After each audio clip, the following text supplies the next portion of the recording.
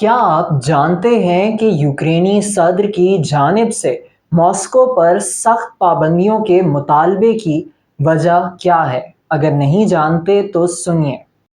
یوکرینی صدر Vladimir Zelensky کی جانب سے ہفتے کے روز ماسکو پر سخت پابندیاں عائد کرنے کا مطالبہ کیا گیا ہے۔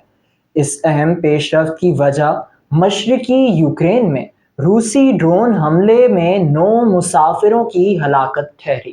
بین الاقوامی اعداد و شمار کے مطابق اب تک روس یوکرین جنگ میں 14,200 سے 14,400 افراد لقمہ اجل بن چکے ہیں، جبکہ جمعہ کو اسی جنگ کے تناظر میں ترکی میں ہونے والی روسی اور یوکرینی حکام کی ملاقات بھی عارضی جنگ بندی کی راہیں ہموار نہ کر سکی۔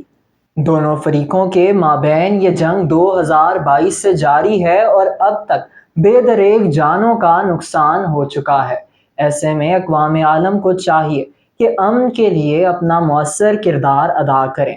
جیسا کہ کہا جاتا ہے کہ The cost of war is not just measured in dollars and cents, it's measured in the lives lost, the families torn apart, and the futures shattered۔ اسی کے ساتھ دیجیے اجازت، اللہ حافظ۔